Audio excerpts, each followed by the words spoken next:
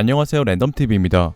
오늘 소개할 영상은 원피스 1065화 풀버전 리뷰와 자세한 분석 영상입니다. 원피스 1065화의 제목은 6명의 베가펑크로, 챕터는 에그헤드 섬 연구층 랩페이지에서 써니오를 지키고 있는 조로와 브룩사이드에서 시작됩니다. 조로는 통 안에 갇혀 있었던 카리브를 꺼내 여기는 정부의 섬이라고 말하고, 이에 카리브는 확실히 와노쿠니를 나갈 수만 있다면 어디든 상관없다고 말했지만 정부의 섬은 좀 아니라며 하소연합니다. 하지만 조로는 우리 선장이 신세를 졌다며 배에서 그만 내리라고 단호하게 말하고, 이에 카리브는 눈물을 머금고 두고 보자고 혼잣말합니다.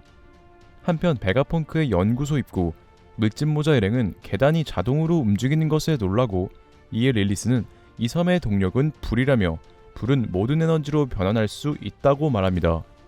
이어 사라지지 않는 불꽃이 존재한다면 무엇을 불태워야 하는가를 계속 연구해야 한다 말합니다. 그리고 밀짚모자 적단이 연구소 안에 들어오자 세라핌 모델 징베가 이들을 기다리고 있었고, 밀짚모자 적단은 여러가지 추측을 하는데요. 우섭은 징베의 자식일 가능성이 있다 말하고, 나미는 징베가 어린애가 되었다고 말하며, 상디는 그냥 징베를 닮은 사람이라고 말합니다. 그리고 프랑키는 어린애의 모습인데 덩치는 징베와 비슷하다고 말하며, 안 좋은 예감이 든다고 하는 순간 징베의 손에서 레이저가 발사되고 일행들은 파시피스타라고 소리치며 폭발을 휩싸입니다.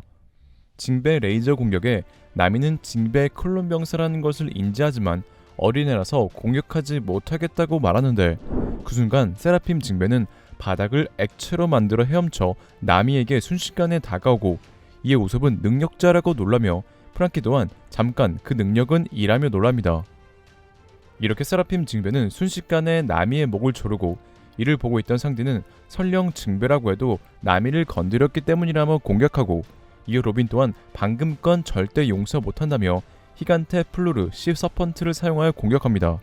하지만 징베는 바닥을 액체로 만들고 그 액체로 어인공수도를 사용해 로빈을 노려 우섭은 필살 초록성으로 징베를 공격하지만 우섭은 징베 세라핌에게 잡히고 맙니다. 이에 상디는 우섭을 구하려 했지만 프랑키는 나한테 맡기라며 레디컬 빔을 사용하고, 작은 로봇의 모습을 하고 있던 펑크 03 에디슨은 징베 세라핌 이명 S샤크에게 피하라고 명령하며, 프랑키가 레이저를 썼다며 놀라워합니다. 이어 위험했다며 세라핌은 아직 어린애라서 레이저 실험은 아직 멀었다고 말하고, 새로운 별명이 번뜩 생각났다며 나머지는 로보 가부타크 로봇의 모습을 한 펑크 04 피타고레스에게 맡긴다 말합니다. 이후 에디슨은 세라핌의 성장으로 인한 공격의 패턴 변화가 생겨 역시 체험은 혈통인자에 기억되는 거라고 말합니다. 이어 펑크 06 요크의 모습도 보이는데, 요크는 엄청난 대식가로 밥을 먹고 있었고, 펑크 01 샤카는 6명의 세틀라이트를 부리며 세라핌 징베와 밀짚모자 일행 근처로 다가갑니다. 이어 샤카는 밀짚모자 일행들에게 이 섬이 미래로 보이냐고 질문하고, 이에 프랑키는 그냥 미래 수준이 아니라 바닥에 있던 해수 메카도 베가포스도 에그헤드 섬도 말이 안 나오는 수준의 미래라고 말하며 얼마나 대단한 기술이 쓰인 것인지 전부 다 보고 싶다고 말합니다. 하지만 샤카는 여긴 과거라며, 예를 들어 900년 전엔 이 에그헤드 같은 높은 비명을 가진 왕국이 있었다고 말하는 대사와 함께 루피 보니 일행이 거대한 낡은 로봇을 발견하며 원피스 1065화는 끝이 납니다. 원피스 1065화 관전 포인트 첫 번째, SSG 세라핌 징베와 상대의 혈통인자 각성. 이번 화에서 세라핌 징베 버전이 등장했습니다. 세라핌 징베는 다른 세라핌 모델과 비슷하게 어린 시절의 모습으로 검은 날개, 백발, 불을 발하는 거대한 몸을 가졌는데, 이는 세라핌이 칠무의 혈통인자와 루나리엘 쪽의 혈통인자, 거인의 혈통인자까지 응용하여 만든 인간병기라는 것입니다. 하지만 세라핌 징베는 특이하게 바닥을 액체로 만들 수 있었는데, 프랑키의 대사로 세라핌 징베의 특이한 능력은 돈키혼테 패밀리 세뇨르 핑크의 헤어메엄 열매 능력인 것으로 보이는데요. 즉 세라핌 징베는 헤어메엄 열매 능력을 사용한다는 것으로 인조 악마 열매는 동물계 열매뿐만 아니라 초인계 열매까지 만들 수 있다는 것인데요. 이러한 이유로 베가펑크는 희귀하다 알려진 자연계 열매 또한 만들 수 있지 않을까 생각되네요. 이렇게 세라핌 징베가 악마 열매 능력자라면 세라핌 징배뿐만 아니라 다른 칠무의 세라핌들도 악마 열매 능력을 가지고 있을 확률이 매우 높아 보입니다.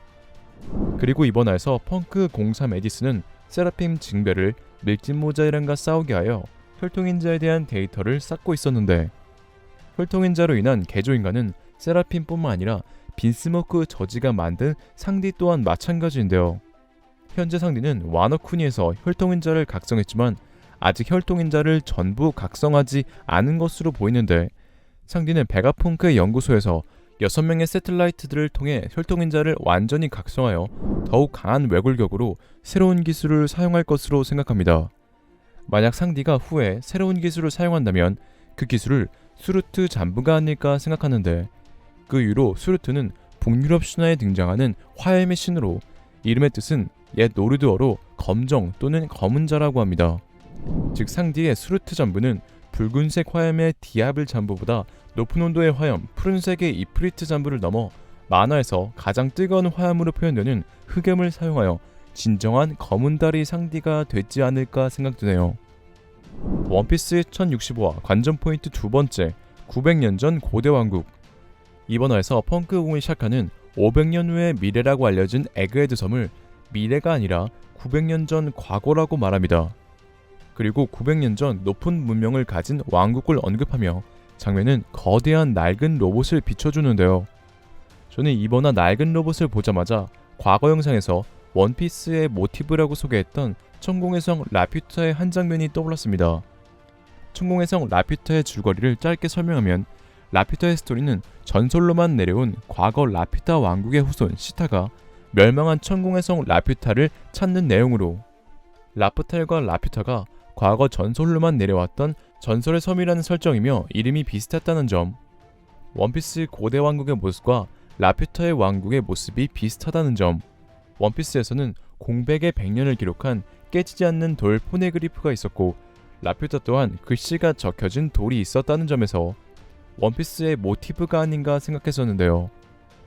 그리고 이번 화 에그헤드 섬에서 루피가 본 낡은 로봇은 주인공들이 전설의 천공의 성 라퓨타를 발견하고 처음 본 낡은 로봇과 느낌이 비슷합니다. 또한 최근 원피스 1060화 이무가 광선으로 루시아 왕국을 파괴했던 장면은 천공의 성 라퓨타의 플라즈마 광선과 비슷한데요. 이러한 모든 정황으로 확실히 원피스의 고대 왕국은 천공의 성 라퓨타를 모티브로 한 것으로 보입니다.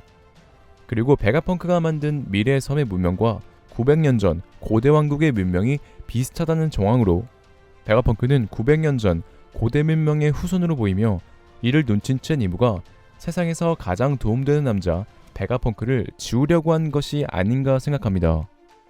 그리고 저는 기기장치의 섬 치키미 박사가 현재 달의 일쪽으로 추정하고 있는데, 과거 900년 전 고대 왕국의 높은 문명은 높은 과학 수준을 가졌던 달의 일족이 살았기 때문에 가능했던 것으로 보이며, 다음 영상에서 이 모든 떡밥을 정리하고 종합하여 하나의 영상으로 만들어 보겠습니다.